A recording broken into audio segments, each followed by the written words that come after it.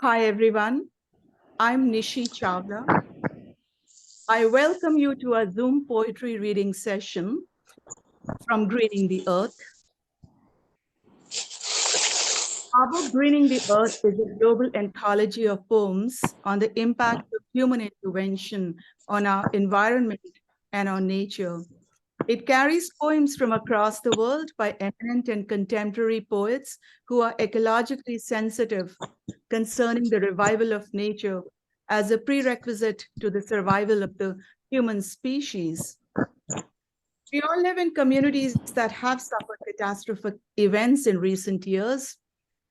Greening the Earth explores a fracturing landscape of human and ecological distress, as well as the empathy and resilience that rises in the face of such losses. Dr. Sachidanandan and I, as co-editors of Greening the Earth, are grateful to our publisher, Elizabeth Kuruvilla, for publishing a second anthology after Singing in the Dark, which was our first anthology. Now, the inspiration for Greening the Earth stemmed from our concern with increasing evidence of radical climate change, the dark years of the pandemic and its lingering impact, as well as the ecological concerns raised by writers and thinkers across the world. I request Elizabeth Kuruvilla, my publisher, to say something about the book. Thank you. Thanks a lot, Nishi, and thank you so much for organizing these reading sessions, to celebrate this wonderful book.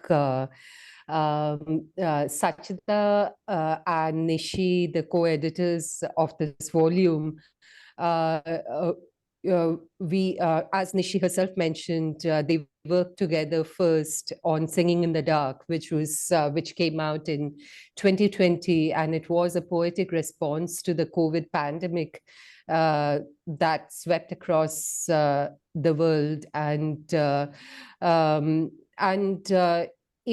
in a very tragic way, kind of, it was a united experience for people living in different countries, living all over. Singing in the Dark, while it came out of such tragic circumstances, there were poems in there that were also rather joyous in nature. And the reason for that was in the lockdown, when humanity was kind of locked away inside their homes, what one noticed and what one could appreciate once again was the beauty of nature, nature reclaiming itself, in a sense, in the silence that was in the outside, one could see and appreciate all those moments again. And I think Greening the Earth follows the anthology Singing in the Dark very closely. Another global crisis unfolding across the world, and rather entirely man-made, is the climate crisis, the extreme environmental degradation that we're seeing all over us.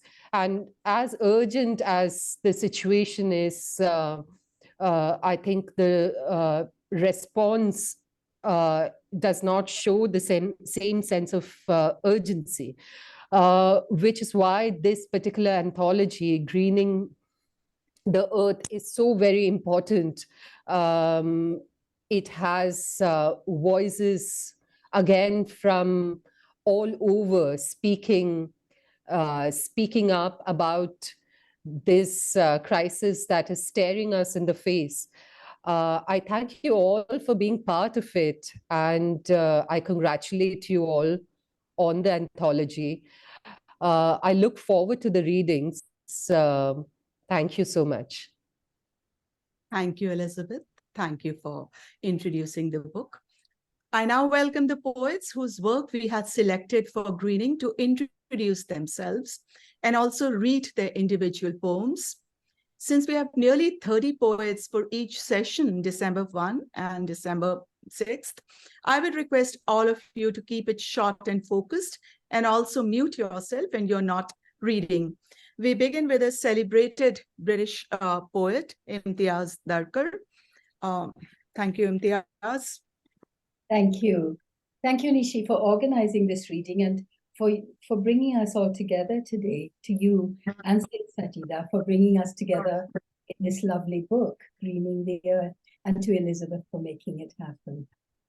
Was around, over here is very specific in terms of playing with different colors. Kindly mute yourself. Some of the background text. I request all the poets to mute yourselves, please. So, as I said, I'm Imtiaz Dharkar. I live in London. I'm a poet as well as, I am an artist and I make video films. But most of all, I'm a poet and work in the whole area of poetry here.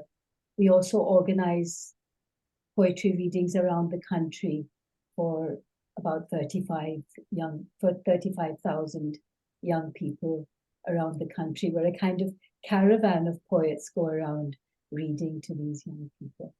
And I read my poem, which is in the book. If we could pray, if we could say, we have come here together to grow into a tree. If we could see our own blue hands holding up the moon and hear how small the sound is when it slips through our fingers into water, when the meaning of words melts away and sugarcane speaks in fields more clearly than our tongues, when a child takes a stick as long as itself and rolls a wheel down a lane on wings of dust, in control, would we think then that we should thank someone? If we knew we could turn, and turning, feel that things could be different. But we are unused to gratitude. If we could lose our pride, bend down, look for peace on the iron ground. If we could kneel. Thank you, Imtiaz. Imtiaz is such a well-known person. She's such a, in fact, one of Emily Dickinson's most famous quotes comes to my mind as you read your poem. Hope is the thing with feathers that perches in the soul. Hope is the thing with feathers that perches in the soul. But more importantly, like, Imtiaz, the little that I know about your art as well as your poetry, I was so blown away. And I could almost say, along with Emily Dickinson, if I feel physically as if the top of my head were taken off, I know that is poetry. And some of your poems kind of, ring home the truth and the honesty of Emily Dickinson's words.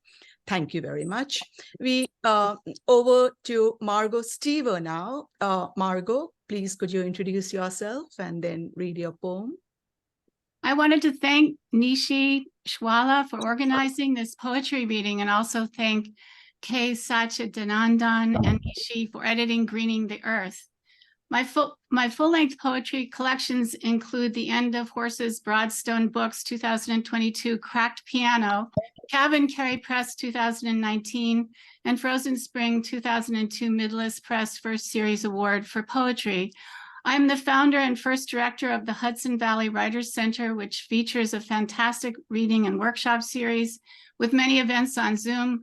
On December 10th, they will feature Arthur Z., winner of the 2019 National Book Award in Poetry, along with several other poets. I am also the founding and current co-editor of Slappering Hall Press, the mission of which is to provide opportunities for poets who have not previously published in book form through an annual chapbook competition with a deadline of June 15th. Slappering Hall Press also publishes the Conversation series with a master woman poet who chooses an emerging poet to appear in the same collection. Next January, SHP is publishing Ellen Bass and Kendra DeColo.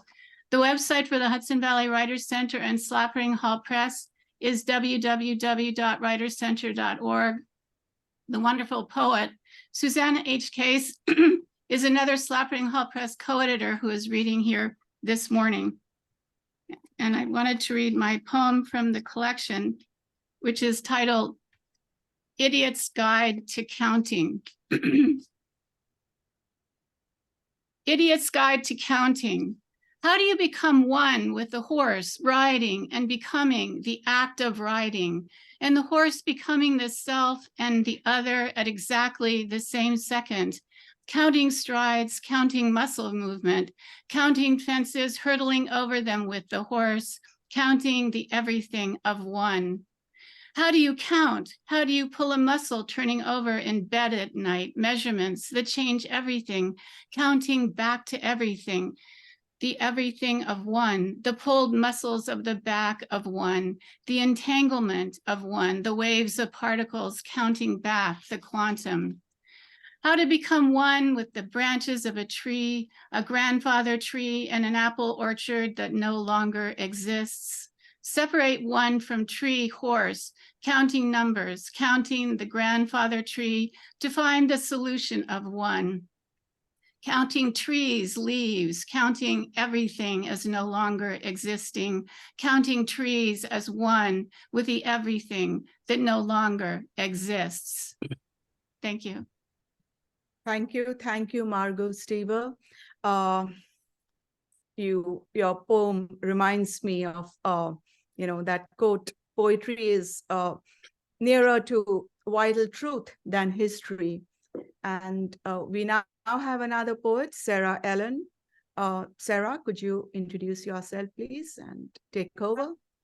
Absolutely. Thank you. Thank you so much, everyone, for being here, and for Nishi for putting this together, this event and the anthology. I'm honored to be a part of it. I live in Florida, about 10 minutes from Disney World. And I am, in addition to being a poet, I'm a children's author. I have 3 books for kids published by Macmillan. My most recent is The Nightmare House. It came out in August, and it actually is told in partial verse as well. So I love mixing poetry and children's literature. For this beautiful anthology, my poem is called What I Found in My Grave. What I found in my grave. 1. The end of the world is never permanent. No should-haves, only did-haves. The rest is ephemera, not capable of supporting human life. Forever is chemical. The end of the world is only as permanent as fall and thunder.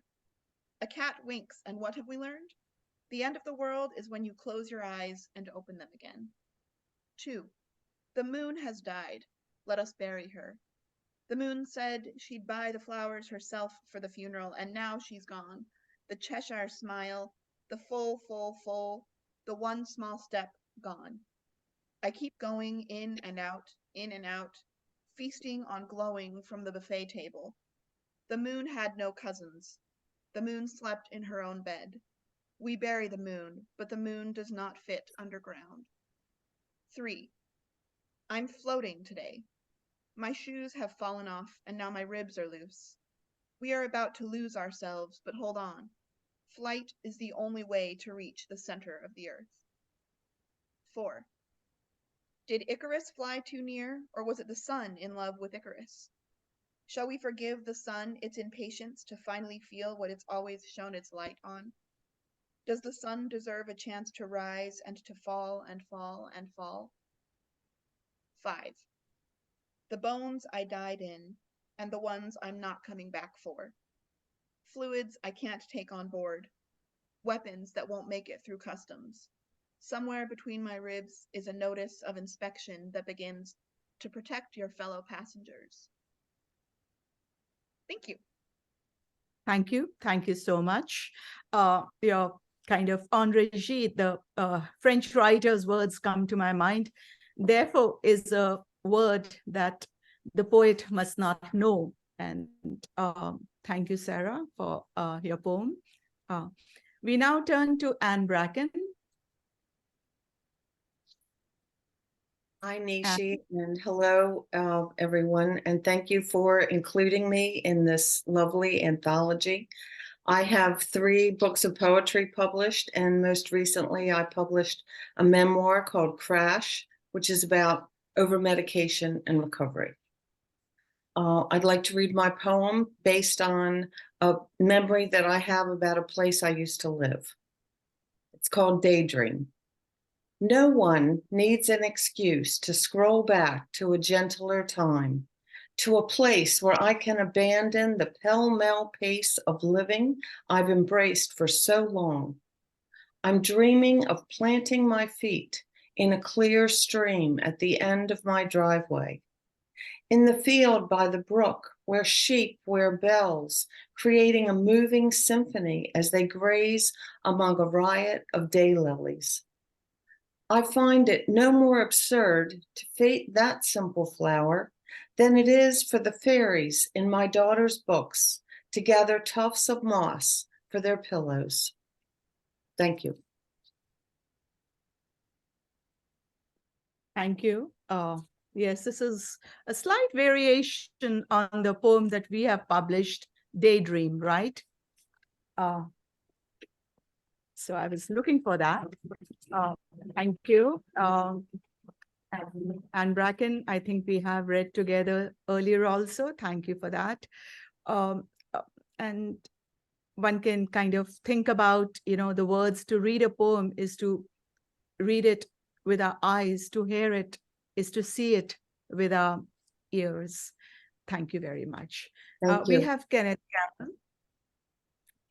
have Kenneth Carroll, who's going to read next.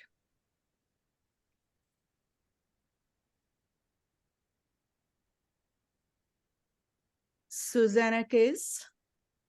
Susanna, I know you're there. So Hi, please. thank you, Nishi and team for this anthology. And thank you, Margot Stever, for letting me know that the anthology was looking for poems.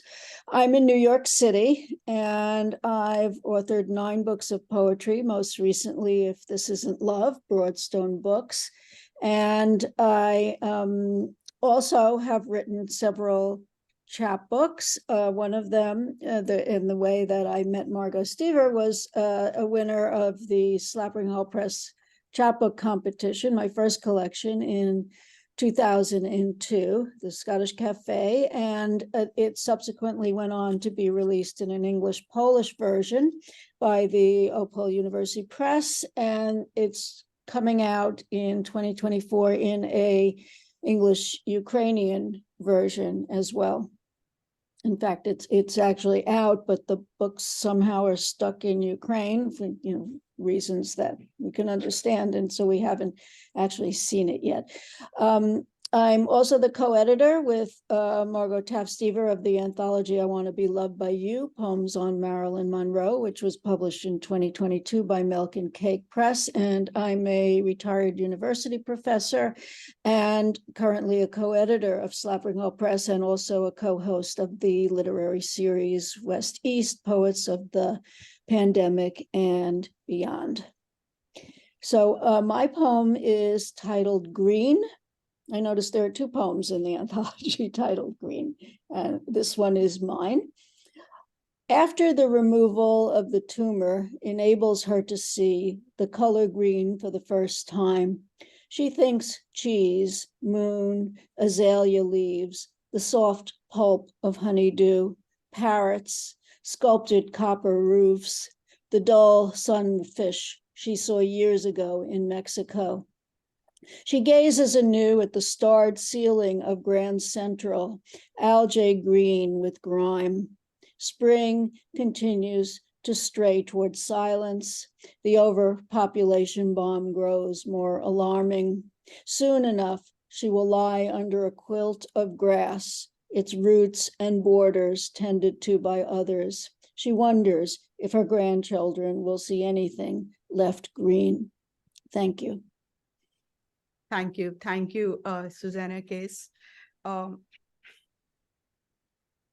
We have Sampurna Chatterjee, who's next. Maybe Sampurna, you're there, I know. So Thank you. Yeah, hi, thanks, Nishi. And it's lovely to read immediately after Susanna because my poem also invokes green, perhaps inevitably. So to tell you a little bit about myself, I'm a poet, I'm a translator. I translate from Bangla into English, Bangla being my other tongue. I've written many books of fiction. I write for young adults and for children. And I've published about 11 poetry books. The most recent one is called Unmappable Moves. I also co-edited an anthology which is available in the US as it happens. It's called Future Library, and it brings together contemporary Indian writing, both fiction as well as poetry. So I think this is more than enough about me. I'll read this poem which came out. I tend to obsess about my city, which is Bombay. And that is the source of much of my inspiration. This poem, however, came to me after I took a rather long road trip through Gujarat, and it's called Highway. He points out all the shades of green, hard, dark for cauliflower, soft, light for jowar, almost white on the Edusa tree, almost lemon on the lemon. Between bajra and jowar, such tender gradations. Between brinjal and berry, none that I can see. I am learning an entire landscape, crop by crop. Edusa is the matchstick tree. That's all its good wood is good for. Divel makes the thick oil that keeps bugs away from stalks of rice. Falsa, erinda, castor, cabbage. Each pronounces the other's words wrong. Yet our glee is congruent, contagious, warm. There's nothing we wouldn't be willing to accept. My blood dark ignorance, his blood deep knowing. Chiku green, guava green, eucalyptus, green with the mist of other terrains. Here, feel the milky green of its scent.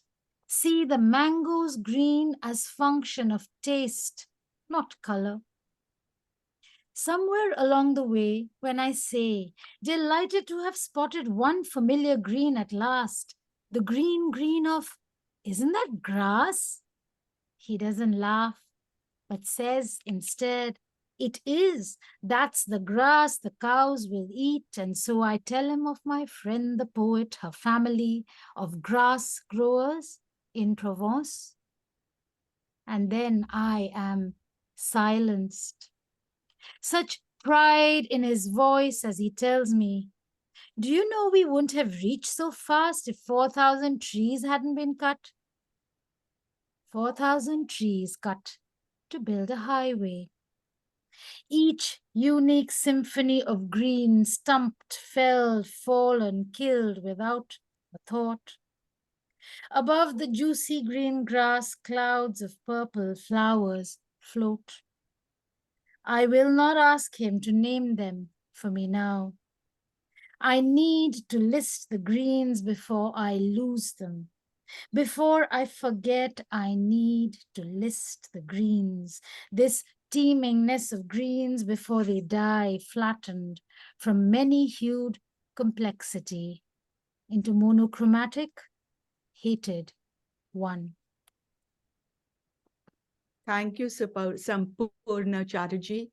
I could almost say about you, Sampurna Chatterjee, as well as Susanna Case, the poet who read before you, that to be a poet, as Robert Graves said, is a condition, not a profession. Thank you so much. Next poet is Alfred Kahn. Is Alfred Kahn here? I don't see him in present. Well, I try to I'm do here. this. I'm here. Wonderful. So wonderful. I just sent you an email. I'm glad you're here. Somehow I missed Yes. you. And yes, thank you. Please Quite all welcome. right. Hi, everybody. I'm Alfred Korn, a United States poet. I live in Providence, Rhode Island. I published 11 books of poetry, 2 novels, 3 collections of literary essays. And the poem I'd like to read today is about a very interesting figure, John James Audubon, born in what is now Haiti, and came to North America to, he was an ornithologist. He wanted to paint the species of birds in North America, which he began doing. And eventually that resulted in a book called The Birds of America, published in London in 1827 or thereabouts. Became an instant classic in natural history and also in art. The poem first appeared in this volume Tables 2013 and then was recollected again in a collected poems volume, The Returns, published last year.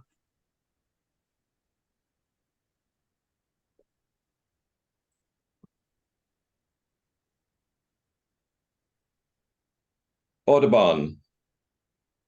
Early America's gone, extinct like the passenger pigeon.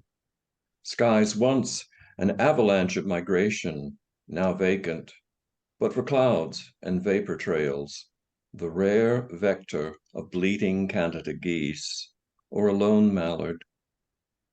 And the land below laid bare, its forests cut and burned, demoted to tarmac, to strip malls and gated suburbs. When ancestors at 7 removes paused to scan the green wild, impassable except where pierced by trails non-natives couldn't scout, they guessed more than was sayable about the unsurveyable, and their own intrusion trivial. Audubon differed. Subduing the awe reconnaissance stirred in him, he leaned on his rifle atop the sharp promontory and in-dreamed a misted river valley grown vocal with piped solfege from the birds of America. Brushstrokes of oil or wash won their idea. Taut silk feathers extended a fan to grasp buffeting updrafts, a shot taken on the wing, one gape-staring fish cramponed in airborne rapture, nature's tandem food chain captured and shipped to the Royal Society. What he couldn't send was context, limitless terraces of air, the woodland slip-knotted with vine and briar, creeks rich with tannin, the crossfire gaze of bear and cougar, scats, a ribcage stripped clean by crook-necked scavengers, insurgents of mosquito tribes, ponds paved with lilies, a singular glycerin pearl affixed to each veined disc. Epochs that saw the uprush of aeronautic tribes filmed in mirroring watercolor are past and gone. A wilderness, a fauna erased, not banished, vanished. It won't return, or not until we go. Passengers. And it's our job to make sure that doesn't happen. Thank you. Thank you. Thank you, Alfred Kahn. Didn't T.S. Eliot once write, poetry is language at its most distilled and most powerful. Thank you for that. In organizing this virtual session, I had planned to make it very alphabetical and of course, non-hierarchical. But then a few poets requested to read sooner than others, and then I have to, of course, and there are others who wanted to come in after 12 o'clock. And I know I was ahead of Alfred Kahn, but I think I will defer and I'll postpone mine to the very end. And Lucille Langday has also said she can join only after 12 o'clock. So we have JP Grasser now. JP Grasser, over to you, please. I think he is here.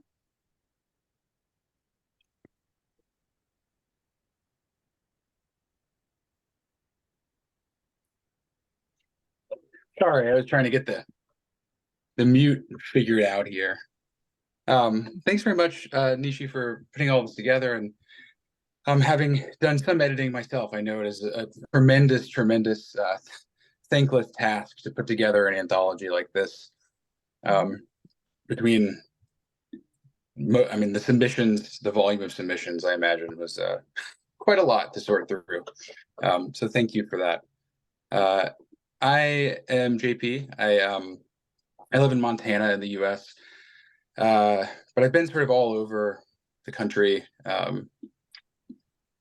in the way that academia will take you. And I think that, for me, being sort of forced to live in a lot of different places has really been important in terms of, I don't know, I guess my sort of deepening my relationship like with the natural world as well, because I've been able to see so many different geological features. I mean, the red sands deserts of Utah and the Chesapeake Bay in Baltimore, and now here I am in Montana. This is a poem I actually wrote the first time I came to Montana, which was on a sort of residency that was organized through the University of Utah, where I was doing my PhD. So this is called Letter to My Great-Great-Grandchild. Oh, Button, don't go thinking we loved pianos more than elephants, air conditioning more than air. We loved honey, just loved it, and went into stores to smell the sweet perfume of unworn leather shoes. Did you know, on the coast of Africa, the sea rose and carpenter bee used to depend on each other? The petals only opened for the middle sea, their wings beat. So in the end, we protested with tuning forks. You must think we hated the stars, the empty ladles, because they conjured thirst. We didn't. We thanked them and called them lucky. We even bought the rights to name them for our sweethearts. Believe it or not, most people kept plants like pets and hired kids like you to water them whenever they went away. And ice, can you imagine? We put it in our coffee and dumped it out at traffic lights when it plugged up our drinking straws. I had a dog once, a real dog, who ate venison and golden yams from a plastic dish. He was stubborn, but I taught him to dance and play dead with a bucket full of chicken livers. And we danced too, at weddings and wakes, in basements and churches, even when the war was on. Our cars we mostly named for animals, and sometimes we drove just to drive, to clear our heads of everything but wind. Thanks very much. Thank you, JP. As I think poet Dylan Thomas once wrote, a good poem is a contribution to reality, and your poem kind of brings that to my mind. We have the Welsh poet Hywel Griffiths. I hope I'm pronouncing his name correctly. Is Mr. Griffiths here? I somehow, because there are a lot of pseudonyms and shortened forms, so I'm unable to decipher and determine if all of you are here. Let me move on to Sarah Key now. Sarah? Hello. Thank you so much, Nishi, for this beautiful book. It's really gorgeous. I'm honored to be included in it. I'm a poet in practice at a writing center in the South Bronx, a community college in New York City. My best favorite job ever. And I've had a lot of writing lives. I have 8 cookbooks that have been published, essays on the Huffington Post. and poems, several dozen poems in all kinds of different places published. I'm going to share Ode to the Scarce Yellow Sally Stonefly, which was inspired by a New York Times article about the scientists. I often find hope in this day and age in coming out of the scientists and the truths that they are finding and helping us discover about the world. And I tried to invest this poem with a little sense of humor too, because it is a serious subject, but it's also, I think, one of the fun things about poetry is that we can also be light with serious things. Ode to the Scarce Yellow Sally Stonefly. Your silly name, what a twister. It tickles my tongue. Your crisscross of veins braids your translucence in the tiniest burst. Scarce yellow Sally Stonefly, let's quip your pale wings. You are rarer than the Rio Grande siren, that nocturnal salamander, run off by bad runoff. How scarce is part of your name? Oh yes, scarce yellow Sally Stonefly. You have a superfan, your stalker and savior, Mr. John Davy Boker, a super sleuth hero, tracks your species by environmental DNA. Anywhere you creatures might crawl, he follows your genetic scrawl with no cameras or nets. Hold back your Sally, for your nymphs need more oxygen. Alas, the waters are muddied in the kingdom of Gwyneth. Who sullied the Welsh River Dee, where you were last seen? Where did you go for 22 years?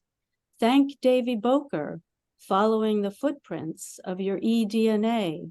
Turbid waters be damned. Though few he found you, scarce yellow Sally Stonefly. Tell me, flighty friends, will there be a Mr. Davy Boker for me? Will some AI god come along, algorithm my scent, go where my species has gone? Thank you. Thank you, Sarah. Thank you. Dylan Thomas also wrote that a poem helps to change the shape of the universe, helps to extend everyone's knowledge of oneself and the world around one. Thank you once again. Our next poet is Ashwani Kumar from Mumbai. Right, Ashwani? Yeah, I'm here, Nishi. Let me first congratulate Nishi Chawla, Sachidanandan, and Elijah from Penguin India for publishing this stunning volume on nature poetry or ecological poetry. You know, I was thinking, Nishi, that, you know, from Meghadutam, from cloud messenger to greening the earth, what a lovely achievement here. So congratulations. I'm Ashwani Kumar. I'm currently based in Mumbai. I'm a poet and a professor of political science at Tata Institute of Social Sciences.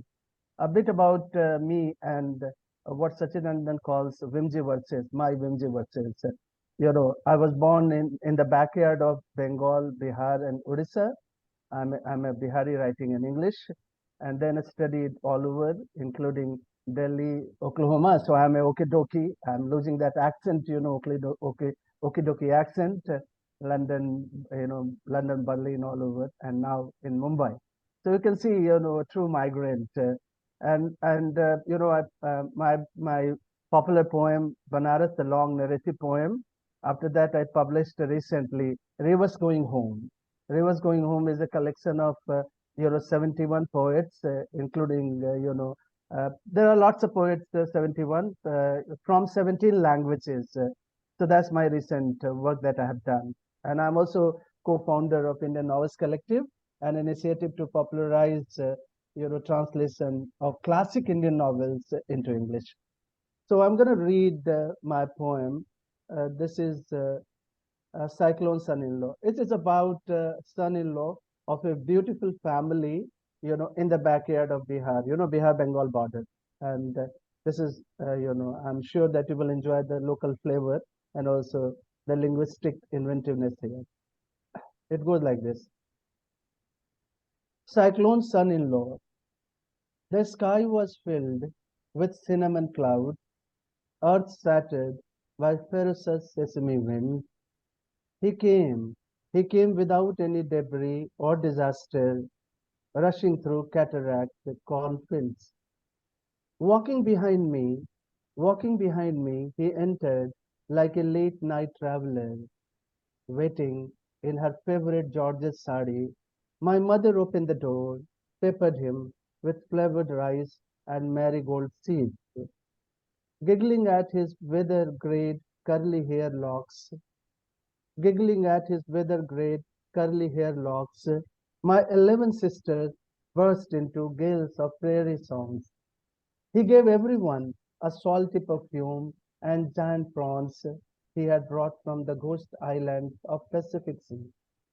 After eating homemade snacks with tamarind chutney, he sanitized his hands with green algae wax. Gossiping about frog babies in rainforests, he suddenly grew nostalgic, repented, flattening tree after tree in anger. He was tired. His concave eyes were swollen. He sunk deep in the reclining sofa, unburdening himself in an untimely nap. Our losses were many, some irreplaceable. Still, my sister and I wished he could stay longer, little longer. But he was weakened by guilt in his heart, leaving his old horoscope in my hands. He slowly whirled off the window, promising he won't harm anyone in future. Anyone in future. Thank you very much. Thank you. Thank you, Ashwani. Thank you very much. Was it not Shelley who said poetry lifts the veil from the hidden beauty of the world and makes familiar objects be as if they were not familiar? So thank you for opening up the unfamiliar. Welsh poet has also joined. I request Hywel Griffith. I hope I'm pronouncing your name correctly. Hywel Griffiths, over to you, please. Thank you very much, Nishi, and apologies for joining a little late. I've just come out of a teaching meeting at Aberystwyth, so it's great to join you all online, and thanks for the opportunity to contribute. And thanks for the opportunity to read the three very short poems that were included in the anthology. I'm Hywel. Yes, I'm Hywel Griffiths. Thank you, and I'm a geographer and a poet in Aberystwyth University on the west coast of Wales. And I write mainly in the Welsh language, and mainly in the meter called in Welsh Cynghanedd, which is an ancient meter that uses alliteration and internal rhyming methods. So the three poems that I contributed are translations of Welsh language poems, 4-line stanzas called englynion, which are just really short, 4-line strict meter poems, which are in some ways similar to the haiku in some ways. So they are all inspired by landscape. As a geographer, that's one of the main themes that I write about, and these poems are inspired by the landscapes of West Wales in the UK. And I might read the first in Welsh, just so that you hear the sound of the Welsh language and the sound of the meter, and then I'll read the three in English translation, if that's okay. So the Absolutely. first is a short poem about a forest track. I live in an area where we have lots of sort of forestry in the uplands around here. Lots of forestation, if you like, and it's a reflection on the practice of deforestation, really, and commercial forestry, and the contrast between nature and that. So this is in Welsh. A drymrol pedair olwyn, daw gwawr fawr cyfaredd y gwanwyn, nes bod y diwrnod yn dwyn yr holl goed i'r llu gadwyn. That was the poem in Welsh, and in translation, with a four-wheel drum roll, the spring sunrise casts its spell until the day steals the trees to the chainsaw's blade. And then the second poem is reflecting on plastic pollution in rivers around the UK and around the world, really. But it's reflecting on perhaps the traces of our activities that we might leave behind in the landscape for future generations. So this is plastics.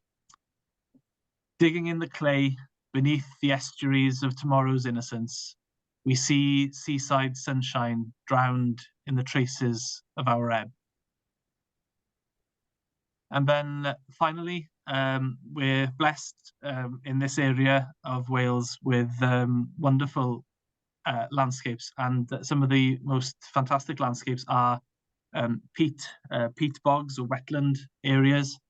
And there's one area just to the north of Aberystwyth, where we're based, where there's also the remains of a buried forest. So there's a forest buried in the sand of the coast, and it's a sign of rising sea levels in the past, and the resonance of those buried forests for our current situation in terms of climate change and rising sea levels is really striking. So this is a poem about that. I hear from the depths the oak trees warning, yet at the height of summer I drink, happily sinking into the soil. So thank you very much. Thanks again for the opportunity. Thank you, Hywel Griffiths. Last night I saw Thomas Hardy's novel, of course, an adaptation of it, Tess of the D'Urbervilles, which I kind of, read. In fact, it was part of our English honors course in Delhi University, where I studied and I also taught for 20 years. And, Hardy had once written, poetry is emotion put into measure. The emotion must come by nature, but the measure can be acquired by art. Thank you very much, Hywel. We now turn to our next poet, an Indian poet, Sukrita Paul Kumar. Over to you, Sukrita. Hello. Thank you, Nishi. Thank you for putting this together. Thank you, Sachi. Thank you, Elizabeth Kuruvilla. I'm so grateful that I'm in the book. And I just would like to introduce myself a little bit. I was born and brought up in Kenya, East Africa, and I carried that, I would say, not a burden, but something like suspension of identity between Kenya and India, where I live now. I have been living here for a very long time now, and I am at the moment guest editor of Indian Literature, a journal that is brought out by Sahitya Academy, that is the Academy of Letters of the Indian scene. And I'm very proud that we are publishing, I'm co-editing actually a yearbook of Indian poetry in English, and now we've already published 3 volumes of that. My latest collection, which is actually a book of selected poems of mine, is called Salt and Pepper, which is selected poems published by Poetry Wala from Bombay. I have many collections of poems. And this poem that I want to read today, which is in the book, comes out of my one of my morning walks, which fortunately we have a city forest very close to where I live in Delhi. And this is called Forest Deliverance. This is how the poem goes.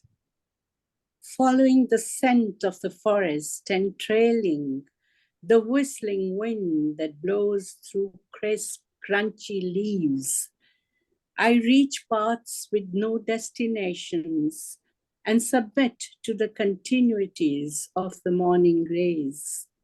I move on guided by mirages, real and vibrant, not untruths, not hallucinations. With the crimson sun and the silver moon filling my eyes, I do not see slithering reptiles, nor the scowling devils on the hanging branches above or the bushes below.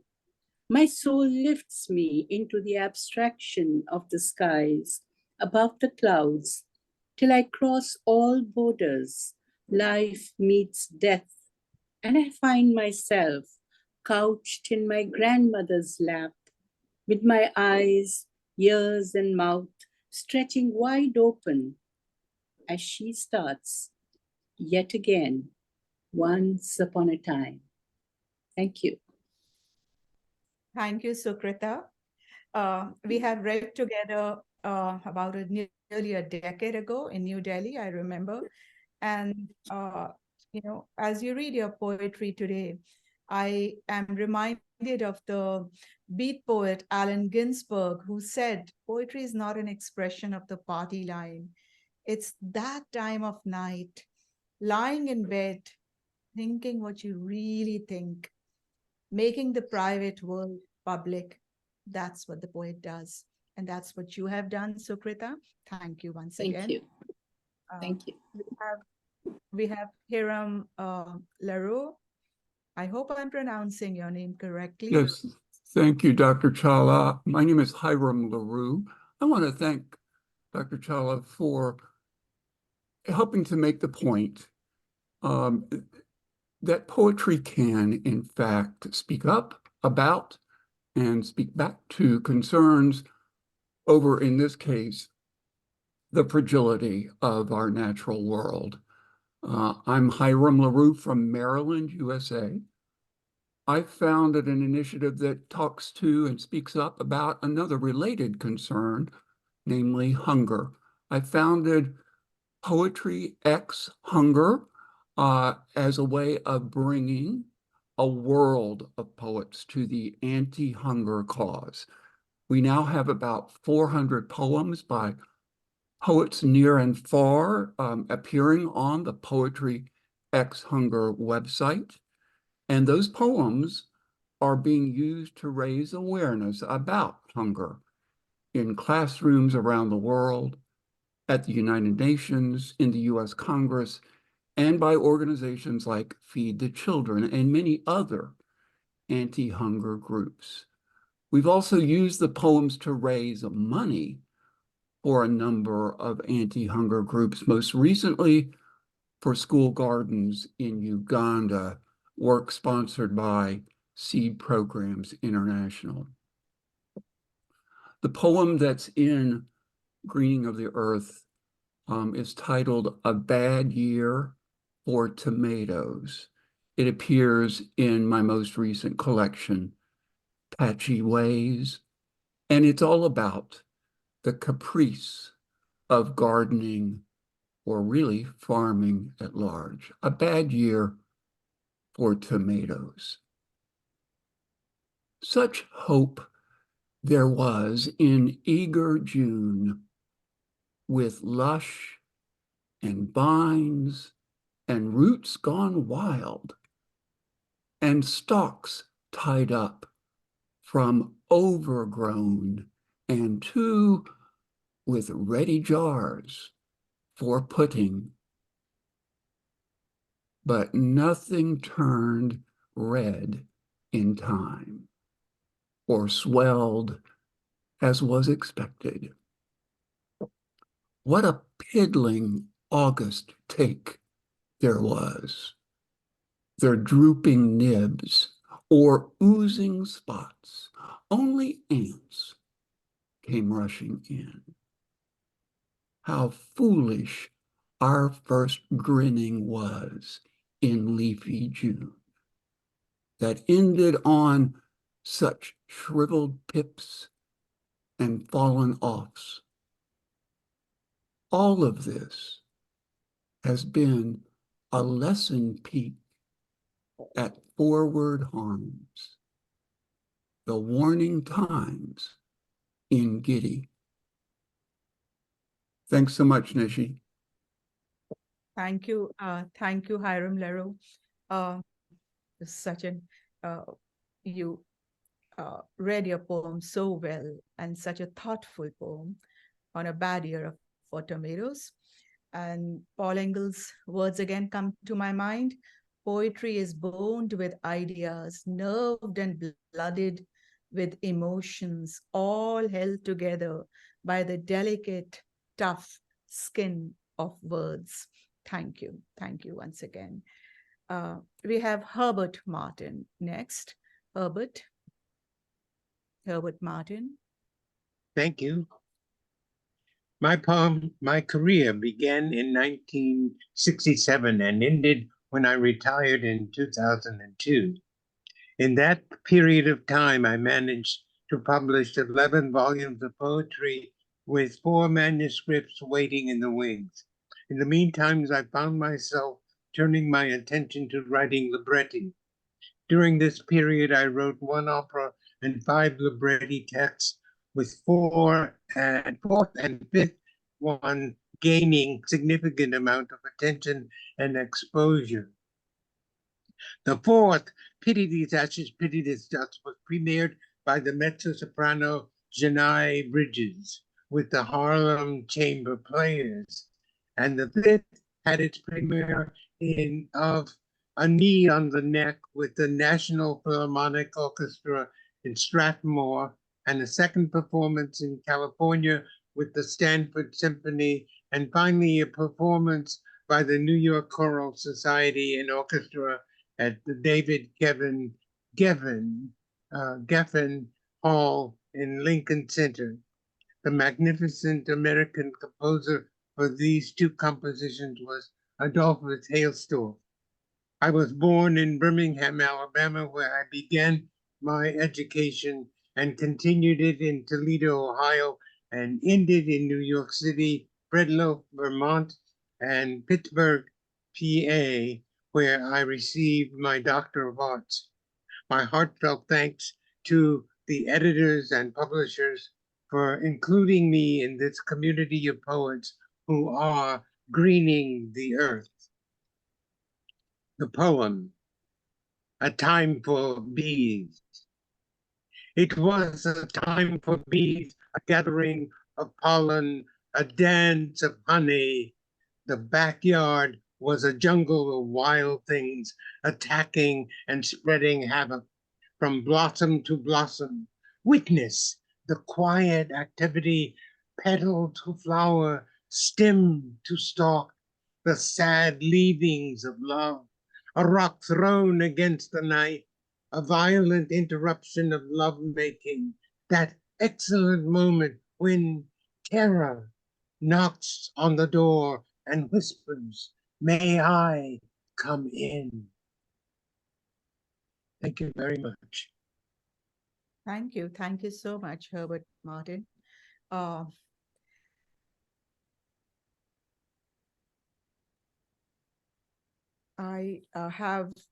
We have now Stephen Massimillo. Is Stephen Massimillo? Yes, please. Thank you. Thank you. Thanks so much again, Nishi, Dr. Chawla, and to Sechi. And I'm really enjoying this global reading. My name again is Stephen Massimillo, speaking to you live from New York. I'm a poet, painter, and artist in other media. I also co-wrote a massive literary cookbook. My newest poetry book is entitled Frank Dark, which Like an earlier book entitled The Plague Doctor in His Hole-Shaped Hat, deals in part with the environmental crisis. And right now I'm also promoting a new social justice poetry anthology that I co-edited entitled Stronger Than Fear. The poem I'm going to read is entitled Eel, Siren, and it's after Montale. The footnote to this poem also mentions that the Rubicon, famous, as you know, for Caesar's Crossing, is, to quote my footnote, one of the most polluted and diminished rivers in Romagna, one practically eliminated by the exploitation of groundwater. So it may look like we've already crossed the Rubicon with regard to industrial ecological plunder, but the amazing eel, which drifts across the entire Atlantic Ocean to reach Italian shores and then enters freshwater rivers, rises up out of the mud, traverses the entire landscape, and swims all the way back to the Sargasso Sea near the Bahamas to spawn.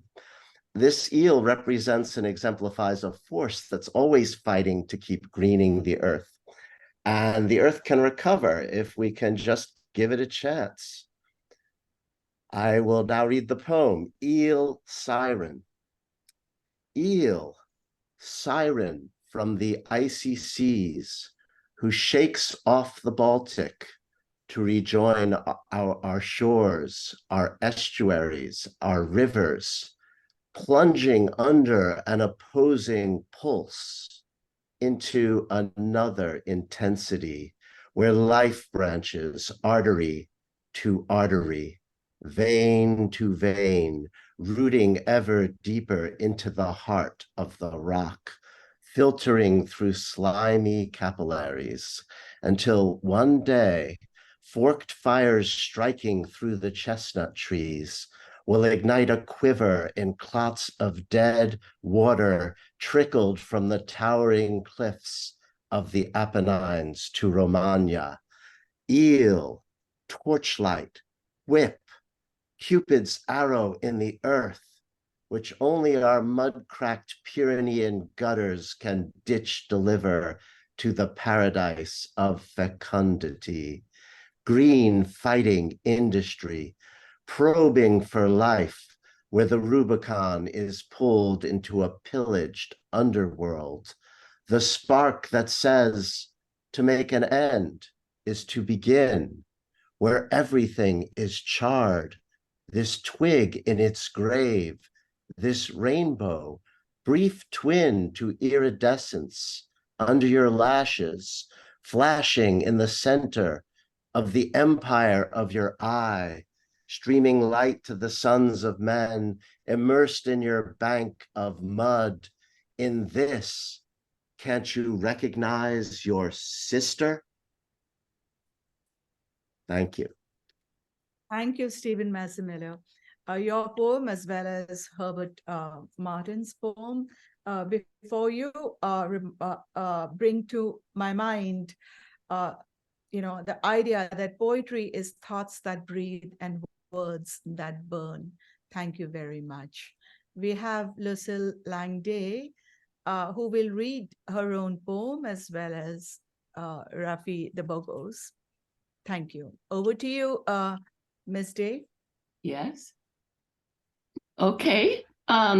So I'm Lucille Langday, and I'm the author of 4 poetry chapbooks and 7 full-length collections. I've also edited or co-edited 3 poetry anthologies, including one that's specifically of environmental poetry.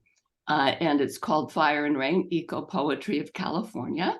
I've been writing and publishing poetry for about 50 years. And I also trained as a biologist and had a long career in science education. So I've always had this simultaneous interest in both poetry and the environment. And my poem in the anthology is a prose poem. It's called Takamatsu Ritsurin Garden. Grafted together black and red pine embrace, the happy couple of Ritsuren garden, where 6 ponds brim with koi, yellow or mottled orange and white. 13 hills, one called Mount Fuji, surround a man-made waterfall and tea houses in a landscape of oak, pine, plum, and cherry trees. Holding out tufts of needles or leaves at the ends of artfully gnarled limbs. Boulders in strict arrangements, shrubs trimmed into balls and domes.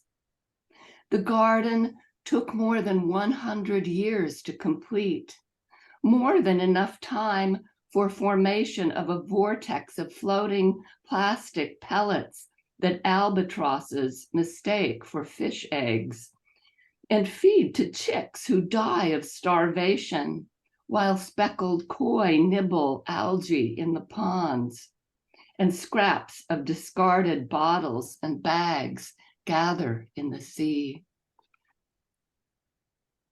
So, and I have the great pleasure of reading a poem by Rafaela Del Borgo. And I'll tell you a little bit about her.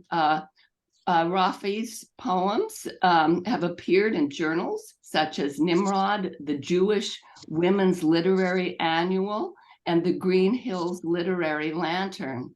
She has won many awards, including the League of Minnesota Poets Prize, the Allen Ginsberg Poetry Award, and the Paumanok Prize for Poetry. Her full-length manuscript, A Tune Both Familiar and Strange, won the 2023 Terry J. Cox Prize for Poetry and will be published by Regal House Publishing. She has traveled all over the world and lives in Berkeley. And her poem is called Iceland Summer, and you're going to have to forgive my pronunciation of the Icelandic words in this poem. Iceland Summer. Returning to the apartment I rented in Reykjavik, I drive west past the fishing village of Höf. Its channel to be navigated with care due to the shifting patterns of the shoals, the rocking boats, and the seafarers safe for now in the harbor. To the edge of Jökulsárlón, the bay where the glacier calves off into icebergs, some small as travel trunks, a few the size of a room. Some are a celestial blue, some are banded with dark streaks of volcanic dust. The lagoon water licks at them. The tidal pull draws them slowly under the bridge, and much diminished, they sail off to be lost at sea. Past the black sand beach in Dyrhólaey, with its lava pillars rising up from the water and an arch stretching out past the waves, which gives the area its name, the Hill Island with the door hole. 2 a.m., I return to my temporary home. I push aside heavy drapes to see how the midnight sun paints snow-capped mountains to the north with a light relentless and alien. Road weary, overwhelmed by the landscape, at times bleak, at times beautiful, always unfamiliar, I collapse on the couch. Crawling into my lap, the resident cat I agreed to care for during my visit. Like my Tom back home, he is heavy and orange, brushes his face against my head. I lean my head back. I am a visitor here, far from my home port. This cat is my anchor. Thank you. Thank you so much for reading your own poem, Lucille, as well as forget her name, Rafaela's. Yes, Edgar Allan Poe correctly said, the poetry of words is the rhythmical creation of beauty. And thank you for creating this beauty. We now turn things over to Diane Wilburn Parks. Diane, we meet again. Welcome. Thank you, Nishi. Thank you for organizing all of this. This is just so lovely to be here with all of you. Let me just start by saying I am a poet and visual artist, as well as a children's book author. And since my poem is a little long, I'll stop there.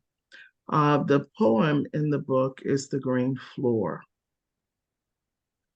Morning finds a curious sun looking for its reflection in the eye of a raindrop, on the skin of a polished leaf, where blushing rays untwist their breath, and rolling raindrops fall onto the earth's floor, carrying the importance of life's journey. Each sun-drenched leaf gives back a life. Each bead of rain leaves a gift in the earth.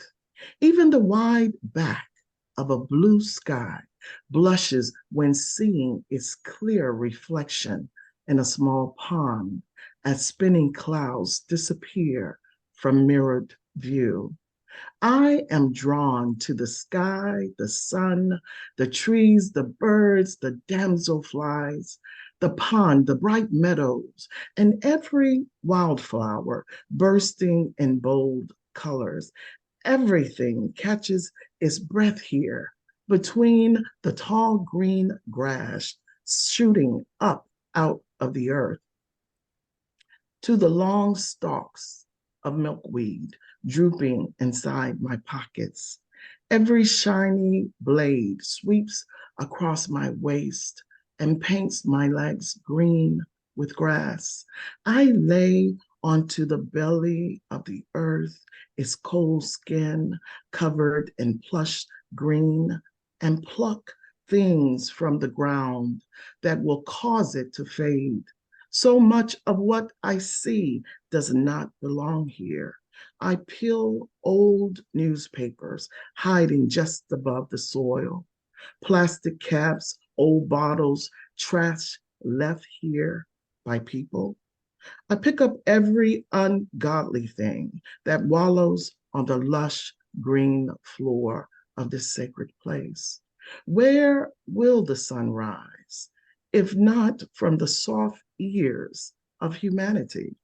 We must bend forward with knees pressed into the ground to become green like meadows, to become one with the earth. We will need to wait like trees, like plants, like flowers, to see the sun, to feel the wind, to taste the rain, to touch the seasons that fetch like fathers and feed like mothers.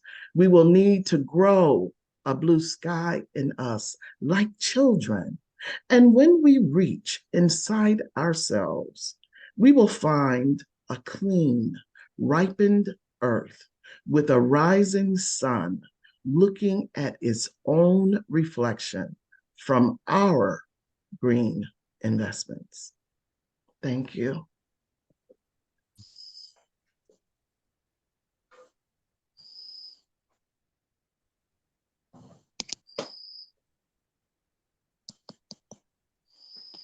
Nishi, you are on mute. Yes, thank you. I was coughing a little, so I wanted to have some water. Thank you, Diane. Let me repeat Edgar Allan Poe's words, or his definition of poetry as words, as a rhythmical creation, words that translate the rhythmical creation of beauty. And you read your poem so well. Thank you very much for that. We now turn to MP Pratish. Hi, Nishi. Hello, everybody. I am MP Pradesh. I am from Kerala, southern part of India. I write in Malayalam language. I have published more than 10 collections of poems in my mother tongue, and I am practicing poetry of the object also. I have recently published a collection of object poems from Portugal. Pay-per-view books published my collection, Transfiguring Places. And I have another object poetry collection, Tiny Things. And a chapbook of my poems in translation is soon to be out from Osmosis Press, UK. Thank you, Nishi and Sachida, for including me in this beautiful anthology, Greening the Earth. I have a short poem called Playing Hide and Seek. Playing hide and seek. While playing hide and seek, she presses her face onto the tree and covers her eyes. The snake, living in the tree's hollow, brushes its poison teeth and slithers away without losing her way. The tree does not see anyone, not even the dead child, not even the curled up snake. That's the end of the poem. Thank you once again, Nishi and Sachida. Sachida is the translator of this poem. Thank you all. Thank you. Thank you, Pratish.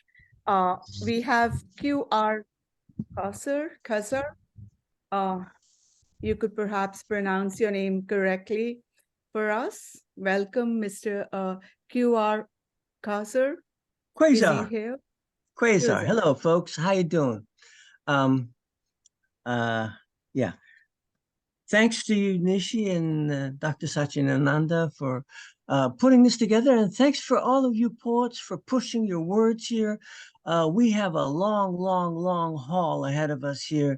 It's going to be very, very difficult. And I'm trying to imagine the other side of this bottleneck, and I'm having trouble with it. I am working on a workshop of trying to put together various kinds of eco poetry and the other side of this bottleneck. I translate Persian and Arabic poetry like Rumi, Attar, Hafez, Nizar Qabani. My research is in Sufism, Islamic mysticism. I've been writing about mass extinction and the earth for 50 years now. I'm a founding member of the San Francisco Bay Area Poets Coalition. I've published various books of poetry such as Ocean of Suns, Buddha Time, I Universe, The Great Time Heart.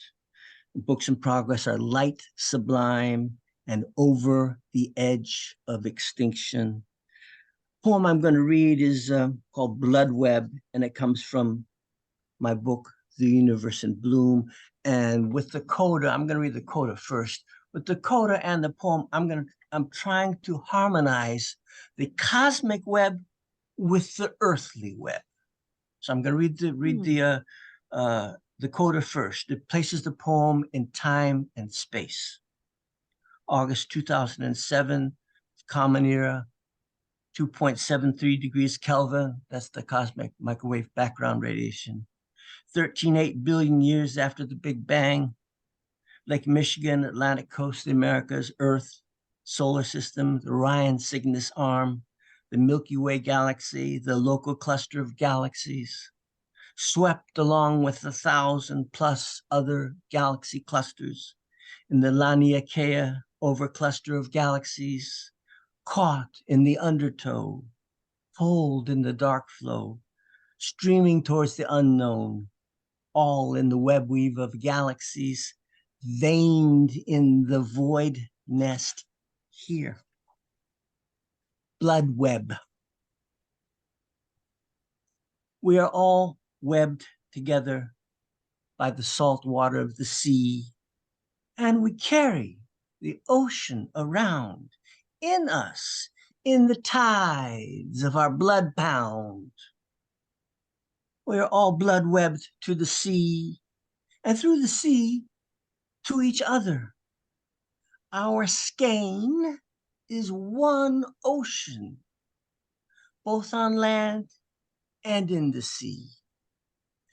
When we breathe, the ocean breathes. We are the sea that walks. We have no roots like trees. We are the sea that swims. We are the blood web cast beyond the air. Our reach is blood-lined to the voids between. But we can only live in the ocean. So we carry the ocean around in us, in the tides of our blood pound. We are all blood webbed to the sea. Our skein is one ocean. We are all blood webbed together by the salt water of the sea. We are one ocean, one air, one void. We're all blood webbed together in the tree of mind. We are all blood webbed together. We are all one blood web. We are all one blood web. And thank you, folks. How wonderful. How wonderful, Mr. Kezar. Mr. Kezar. Quasar. It comes from a quasi-stellar object, a black hole with light coming out. Yes. Thank you so much. That Thank was just you. wonderful. Yes, and as you kind of, you were enacting, reading, it was like a performance. It was so wonderful. I do recall the words that poetry is the journal of the sea animal living on land, wanting to fly in the air. Thank you. We have Anne Quinn next. Hello, I'm a poet in Maryland in the US. I'm grateful to Grace Cavalieri, our poet laureate, for letting me know about this opportunity. And it's wonderful to hear the great variety of poems. So insects are one of our most important components of our life web, which we're beginning to realize. This poem is called Homo Sapiens. Indian summer, we used to call it, but now whenever the temperature hits 90 in October, we see the future we're creating.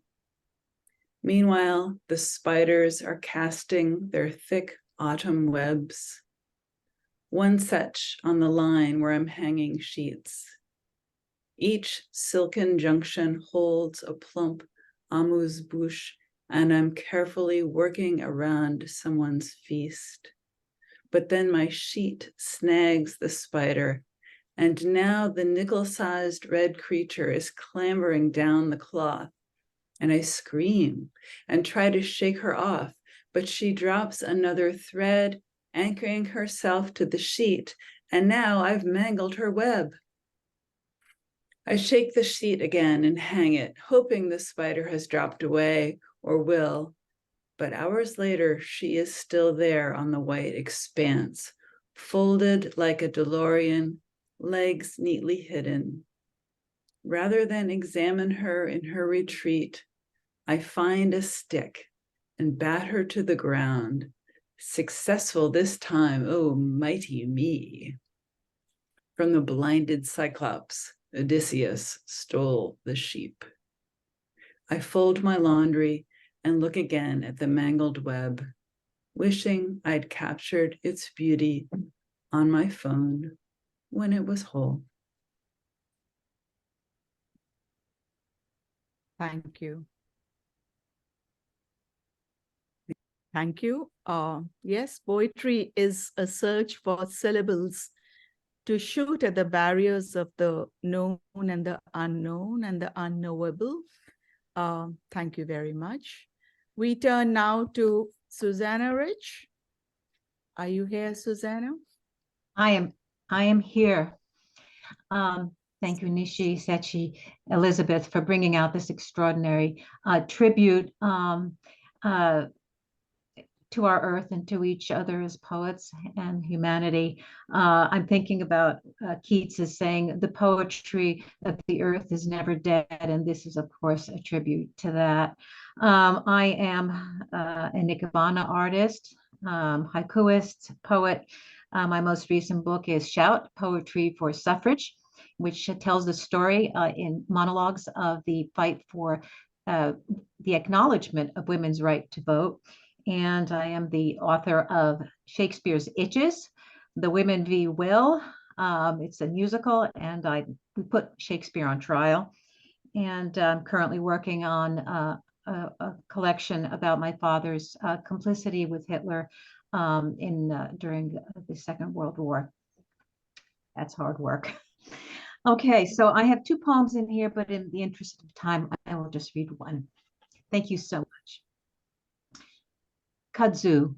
And of course, kudzu is that wonderful vine that they brought in from Japan that is now maligned, that I so love. Kudzu. Caress, it says, and caress. Rubbish, they call this vine. Rampaging ram's head, mitten leaves over power lines, telephone wires, fence, sign, bush, other vines, blending all into an ectoplasm of green. Green veils, green hair, green hoods, draping skeletons of choked pine, magnolia, scrub. Garland, they wanted. Festoon, a quick cover from Japan to clutch back the earth from encroaching on US interstates and tracks, all our transports of speed. Then rampage, they said, greed, rank treachery to reach for itself, be sculpted by its own joy and momentary dips to rain, to flicker its underleaves at them, finger its way back home.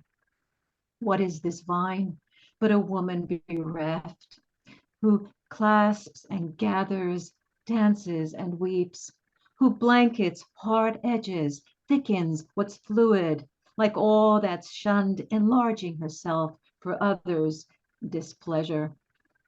Didn't they know it must shrivel what it shades, smother what it covers, like blame, bear what is core, hard, true, like long grief, give her own fullness to redress loss.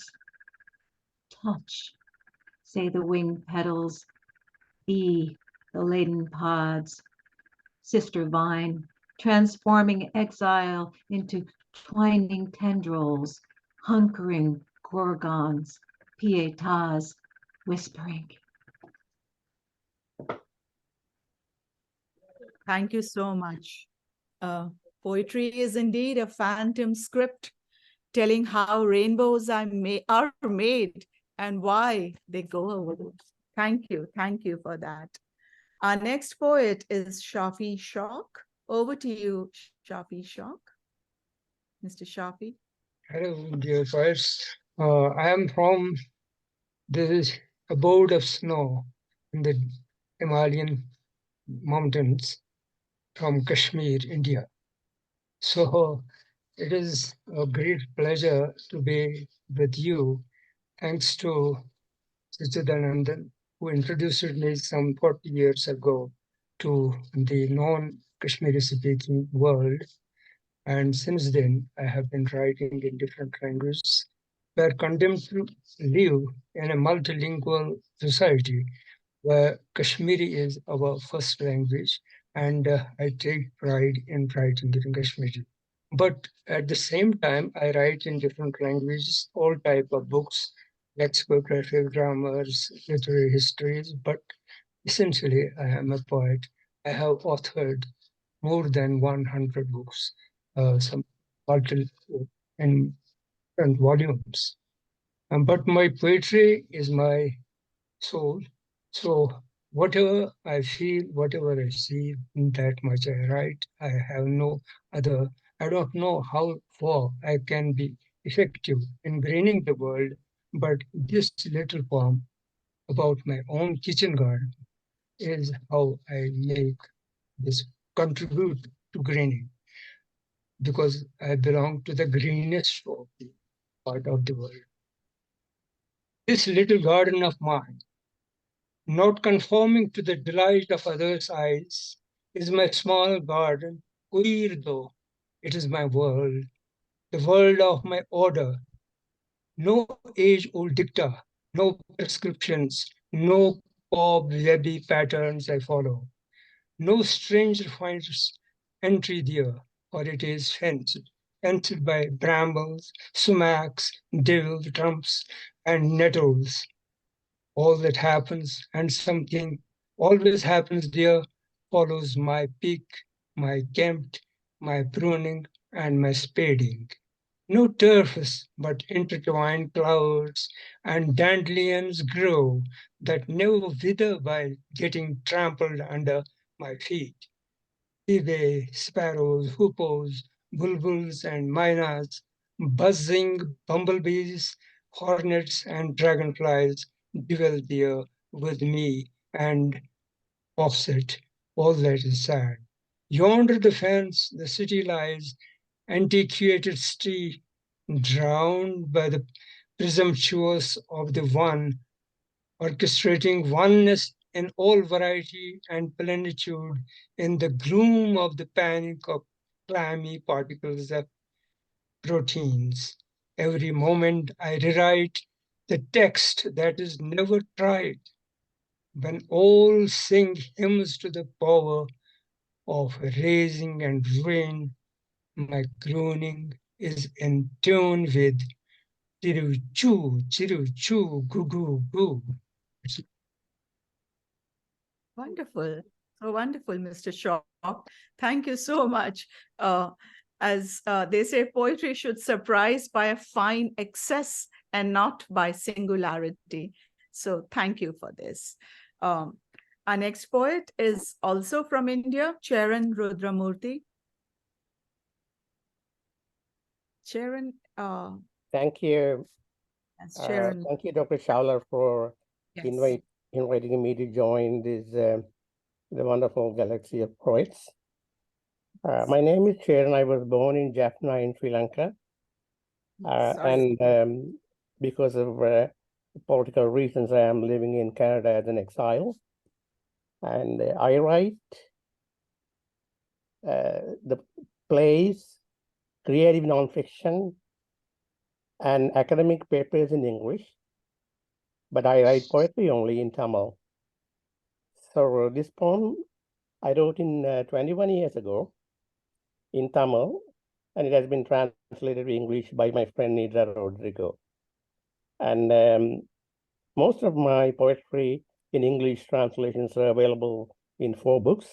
It's also available in Spanish translation, Kannadam, Malayalam, Dutch, and Swedish. The particular poem that I'm going to read that is included in this volume is called Elegy. And I would like to say one brief note about this context. Way back in 2001, I was living in a small island called Wolf Island that is close to the city of Kingston in the province of Ontario in Canada. I was teaching at the Queen's University at the time. Queen's University was in Kingston. And there is only a ferry that connects the mainland Kingston and this small island called Wolf Island. But in the winter, the lake entirely freezes. So it was difficult for the ferry to move.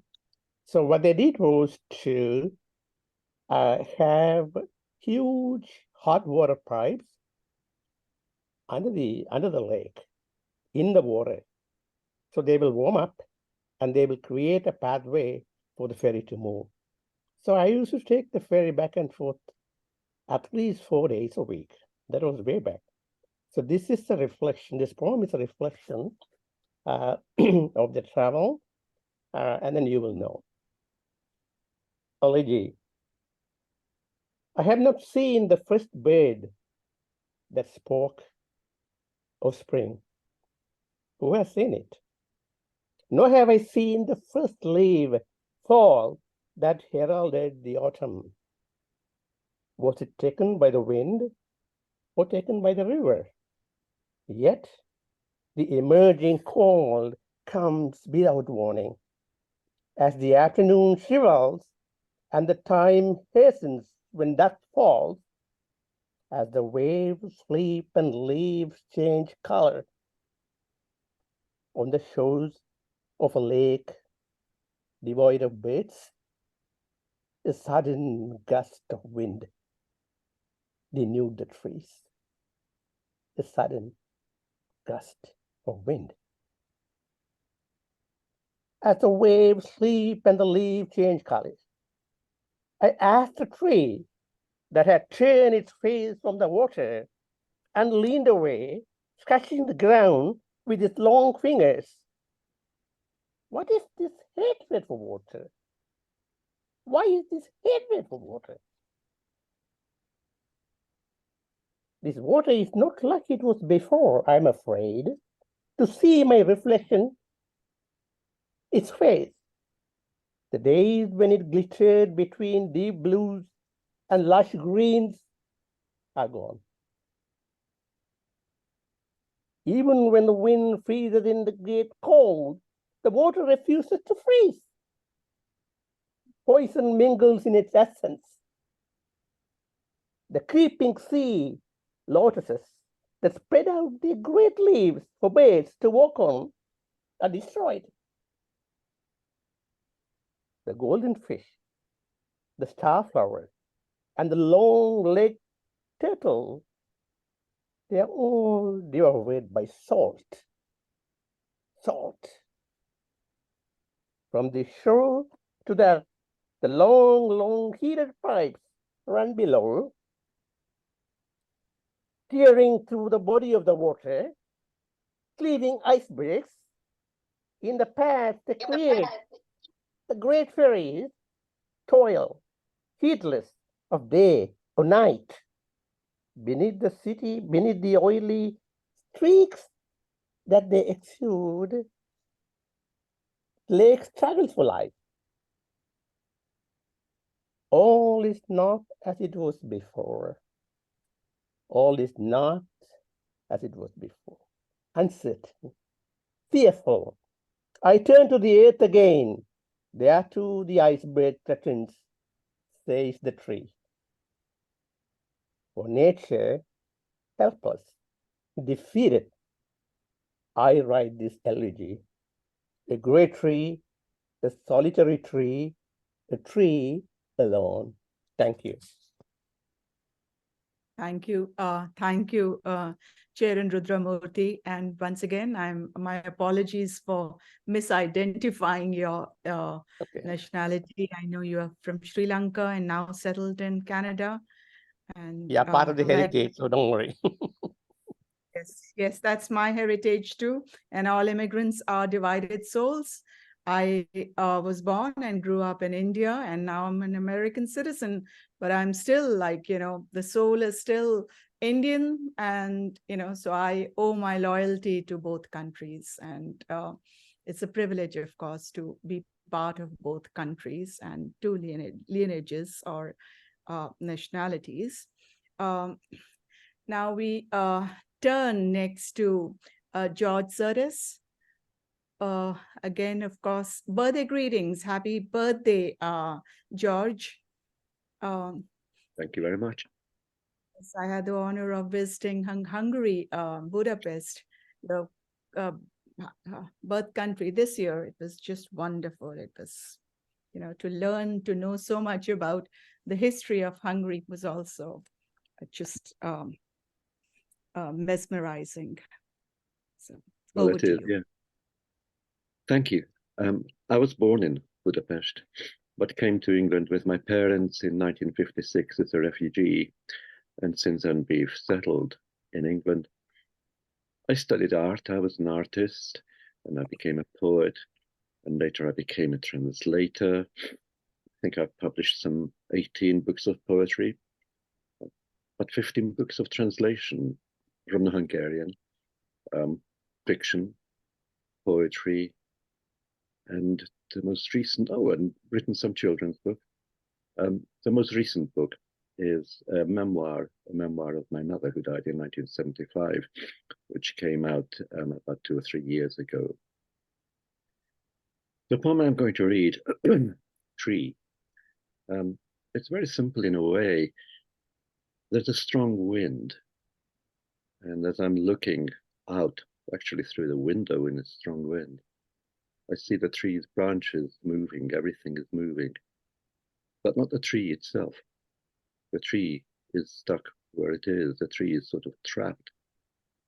And I'm thinking of the internal life of the tree and the desire of the tree maybe to move, but also, I suppose, of the language of the tree. It's a straight, quite formal little sonnet. This is it. The tree's foot is trapped to prevent it moving. It can wave its arms and shimmer its flank, shake its vast tent of leaves, contain entire farms of insects, mammals, and birds, and is its own world, but can't escape, can't run, or stride, nor skip. It whispers words of wind, twists shadows out of shape as the sun moves, but is obliged to stand where it has always stood, like a statue that has formed itself and is its own hand. Here and there, its roots poke through the breaking soil that both grasps and feeds the earth's body strewn with flowers and weeds. Thank you. Thank you. Thank you so much, George. We have 2 more poets, but just a word about, when you say it should, it reminds me of Yeats' words. We make, out of the quarrel with ourselves, we make poetry, right? The familiar words.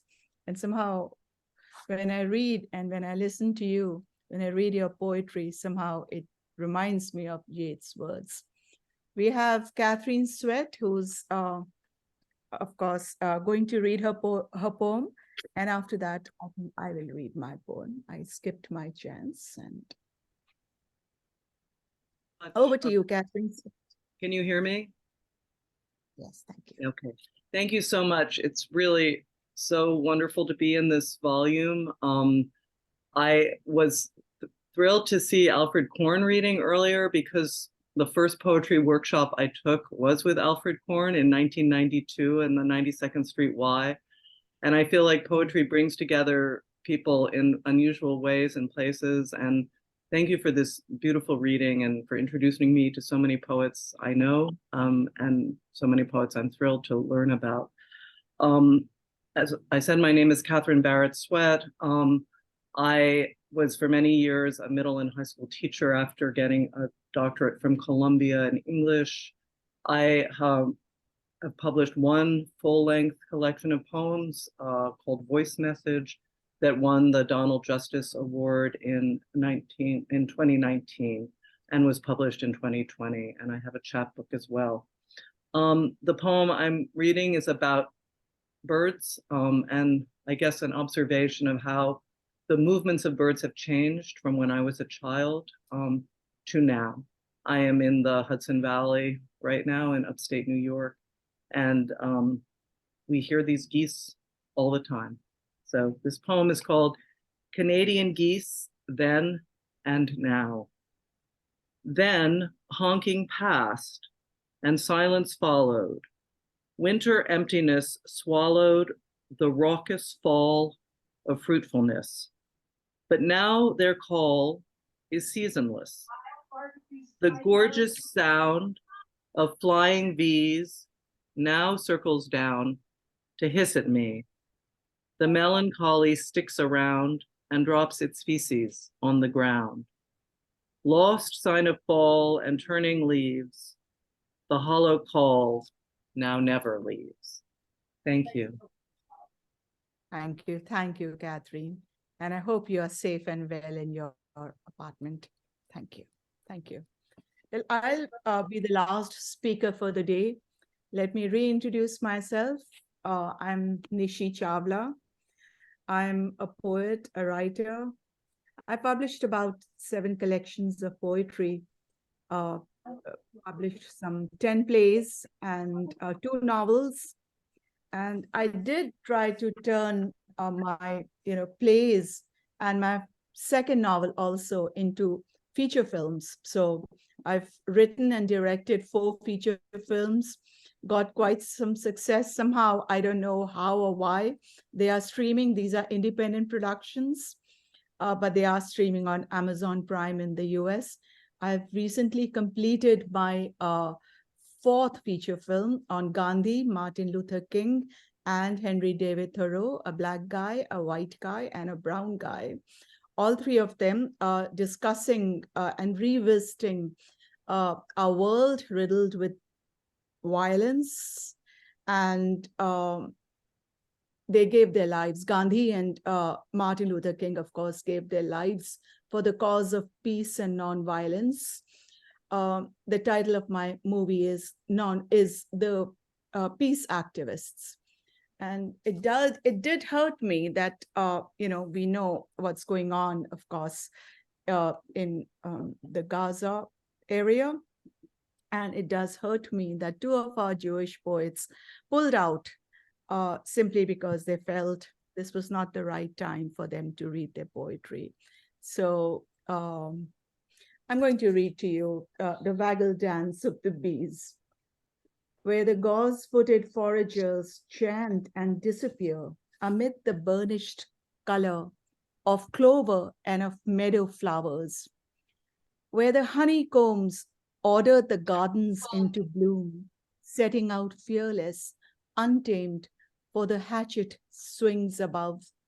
Those burly rowing machines made primroses nod, extract, searching through, shod with a humming, feverish fanning, where velvet tones rang out, buccaneer rowers circulating over sunny gold, thread their busy wings over blue and yellow, those swarthy beings born, disciplined masonry machines, threading their short stings dark in the light of the white daisy. Why do they not tempt anymore with their vagrant hum and glare? Sip rollicking pastoral bandits, stooping over easy clovers, those summer afternoons boring holes, through the mouths of opened flowers, gather honey to dream within their bloodstream, whither that quiet toil, dipping, deploying their light finesse, to light up the air, feed upon the wild flowers to burn heedlessly, that indefinite buzz, the will to chase, pollinate, tilt away, bewildered, consumed with a hidden quaff, the light takes a hint. Where did they go, those hexagonal cells with honeyed hives? Why does the summer sun no longer bring them alive, revive, dipping, climbing, swarming to the summit, skillfully spread, wax and sing to vibrating honeycombs, waving antennae? Whither those doomed colonies, busy bees lifting their painted thighs to stare at the mocking skies? Serenade. Death on the nip of dawn burns in the mountains, inlaid, teasing, evading, roaming, akin to their symphony. Thank you all. Thank you for your contributions to greening the earth. We hope to see you again someday. Thank you. I will, this session has been recorded, and I'm definitely going to make sure that I send all of you a copy of the recording. Thank you. Thank you very much. All of you take care. I'll end the meeting now. Thank you so much. Yes, thank you. Thank you. Good seeing you all. Thank you, folks. Nishi. Thank you. Wonderful, Nishi. Thank you. Wonderful. Thank you very Wonderful. much. Thanks so much. Thank you. Thank Thank you so very much. much. Thank you. Good night.